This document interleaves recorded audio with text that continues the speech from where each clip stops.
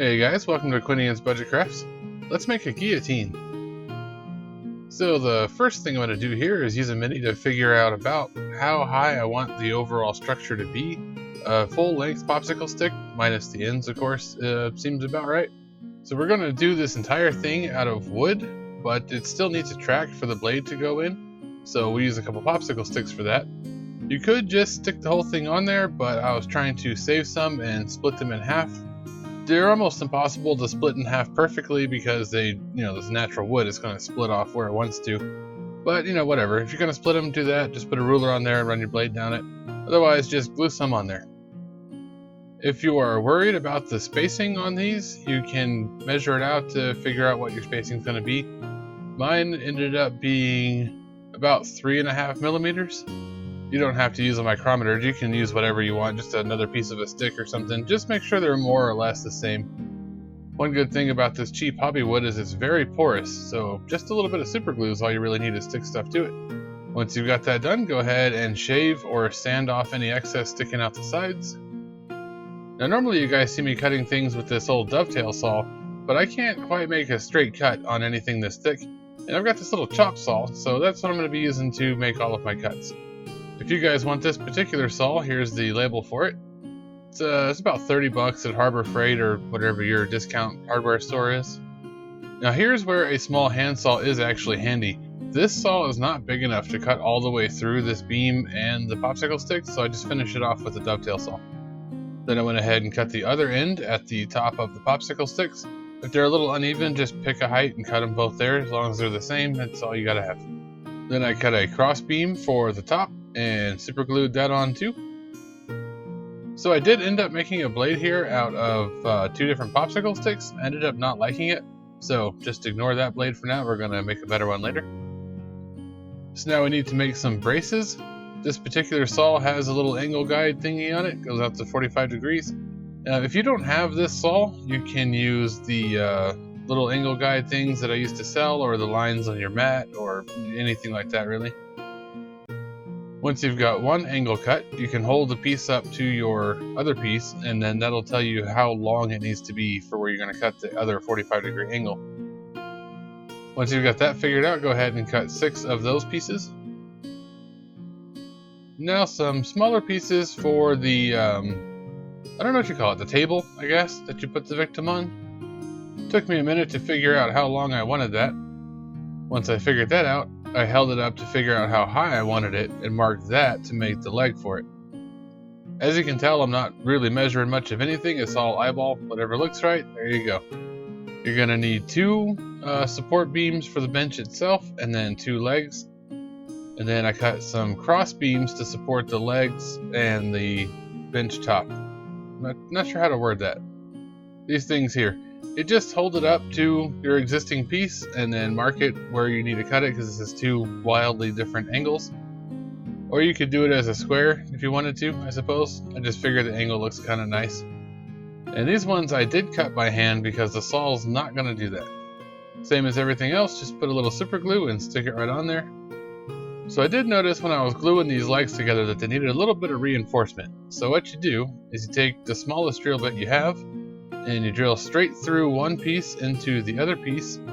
Then you take a push pin and you cut off the excess, put a little bit of super glue in the hole, and then put it together with the pin. Then you can use the ball section of a ball peen hammer to smash it flat, and it'll hold a little bit better. It'll still break off if you torque on it too much, but it'll keep it from snapping sideways. Plus the little rivet head looking thing adds a pretty cool touch. So my dollar store started carrying super glue wood glue. I've never used that before, but might give it a shot. Why not? Let's put a dab of that on there and start connecting everything. The best way to connect these 45-degree support braces to the uprights is to make sure that the 45 that's touching the mat is flat on the mat, and then scoop the 2 together. That way you're sure that it actually is sitting at 45 degrees.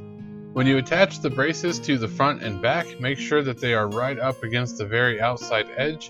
This way when you go to put your table thing in there, it'll actually fit in between them. That is assuming you're using this particular size wood. I don't know what size it is. They're out of the pack of square dowels. Or you could use foam and then just cut it to whatever size works for you. For the ones that go on the outside, just try to center them the best you can. For your table thing, you can go ahead and glue it in now, and then try to put your slats across the top, which is what I did, and it kind of didn't really work out for me. Or you can put the slats on first, and then put the table up against the thing. For the slats, we're just going to use some coffee stir sticks, and some more of this super glue wood glue. This stuff is actually pretty strong. If you guys are doing hobby with wood, I definitely recommend getting some of this if you see it. It actually works really well. Some flush cutters or some scissors are going to be your friend here. You want these as straight as possible.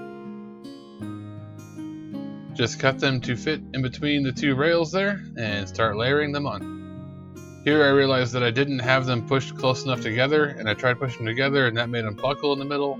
Then when I tried to push that down, that broke it off where it was glued because the glue hadn't set yet. And it was kind of a mess. So maybe put them on prior to gluing it to the thing. But I got it worked out and then just set it right in there. As a side note, the little table thing here would be perfect for docks. If you guys want to do docks or bridges or anything like that, this would work really well for that. This glue is a whole lot like PVA glue. You can just use a wet brush to wipe it away. Wash your brush really good though, because this is still super glue, so it'll gum up the brush. Don't use a good brush for this. Alright, so this blade here, I ended up taking the popsicle stick off the top and replacing it with a piece of metal from one of those business card holders. All you gotta do is remove the mesh stuff from inside here, and then it will go right over the top of a different piece of popsicle stick. Once you get it on there, just crimp it and then file it so it doesn't have any parts that are gonna stick. You don't want it to catch it all. It's dropping really nice now, but that changes later and I'll explain why. So this flat straight blade actually was a thing at one point, and then they changed the design to have the angled blade, but everybody knows it with the angled blade, so I decided to change my blade to that. It ended up being way too short and looking strange, so I replaced it with another popsicle stick, and this time I made it a little narrower so it fits in the slot better. Cut that one off at an angle. That looks a lot better. There we go. It's maybe a little bit too narrow, but I think it's probably okay.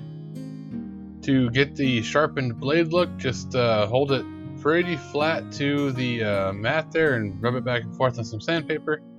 Then I drilled a hole through the metal piece so I could put a ring on it, and a hole through the top piece for the rope to go through. For the rope, I'm using twisted mason line. It's a nylon cord, it's really slick. Just tie it on there and then burn the end of it so it doesn't fray on you. So this is where I ran into the problem of it not falling neatly anymore. It's because the rope is dragging it down. Real guillotine blades had a weird claw-like thing that would open when you pulled the rope and drop the blade free of any kind of ropes or anything like that. I could actually replicate that mechanism even at this scale, but that would take so much effort, I'm just not going to worry about it. Needed one more piece of coffee stir stick in there to extend the depth of the table thing. Just cut that to fit and super glue it in. And we need the stalks, I guess it would be the part that holds their head. So I use a regular popsicle stick for that. On a real guillotine, these would be slotted so that they'd slide up and down. This is actually just an independent piece that fits in through tension. It'll stay, it'll be fine. The cap from the crazy glue bottle seemed like a pretty good size, so I outlined that. I ended up using the small drum sander for a Dremel to make the little notch. It's about the same size, close enough. And it just wedges right on in there, and you can drop the blade behind it. But the blade is falling too far down. It's going all the way to the bottom of the thing, and we don't want that. We want it to stop right about here. So let's put in a couple guides to make it stop there. Just some more split pieces of popsicle stick, a little bit of crazy glue, stick it in to where it goes right to the top of the stalks piece. That way the blade holder will stop right on top of that. Fun fact about guillotine blades, they're actually only sharpened on one side, so they have a wedge shape. That way the flat piece is against the victim's neck and the angled piece is towards the head, so it pushes the head away from the body as it cuts through. The more you know. So when you see guillotines in movies and the sharpened portion of the blade is facing the victim, that's actually wrong. Now you have something else to drive you nuts when you watch medieval movies. But with our blocks in there, it stops right there, Looks just like it should. Covers the entire head hole, so it's appropriately sized. So these things also had a couple pulleys on them. I don't have anything close to resembling a pulley, so I'm going to use a wooden bead here and a file and a Dremel and kind of pretend I've got to lathe and carve a pulley. After carving the trench, I'll just use a flat file to go through and define the trench a little bit more and flatten the ends. It's not perfect, but it's convincing enough. Took some of those big popsicle sticks and drilled holes near the very end there. These things are going to sit right on top of the thing just like this. That'll be the pulley holder. There's a barbecue stick holding it in. Just got to figure out how high you need it to be and mark that, and then you can cut your sticks off at that height. I ended up breaking one side of the stick, but actually I kind of like that, so I went ahead and just chopped the other pieces off so it matched. And that'll sit right on top just like that. For color on this, I'm going to use my gel stain that is really jellied. That's why it was on sale, because it froze and now it's essentially ruined, but I actually kind of like the weird effect I get from it. Just coat everything that is not a metal part with this, or whatever paint colors you prefer. For the metal parts, I'm just going to use a silver metallic paint. Also, I super glued the pulley supports to the rod, so none of that stuff's actually moving. This one here, I just held it up to the edge of the top and then marked the angle I needed to cut it to make it sit on there at a strange angle. Wanted the sharp part of the blade to look extra menacing, so I went ahead and did that with a silver marker just to make it a little bit brighter. Once that's all dry, we can go ahead and assemble it. Just figure out where that first pulley needs to be. It's going to be slightly off center of the hole, and then you can super glue that down. Same thing for this angled one, just a little bit of super glue, stick it right on there. The angle you cut in this really doesn't matter, just as long as it's on there to keep it from, hitting on the side of the frame. And then you should be able to pull the blade up and drop it. It's not falling very smooth, mostly because the blade does not have enough weight on it to have the rope dragging it down like that. And also the wood portion is not completely dry, and that stain's really sticky. So it'll work better once it's dry, but the blade really could use some more weight. Figure out what length of rope you're going to need and go ahead and cut that off, or cut off the excess. And then for a thing to tie the rope to, I'm going to use one of these weird little furniture tacks. Just smash the edges of the nail head so it looks more like one of those things you tie a rope to. Can't think of the name of them right now. Use a mini to figure out how high you need the rope tie off to be, or how high you can get away with, I guess.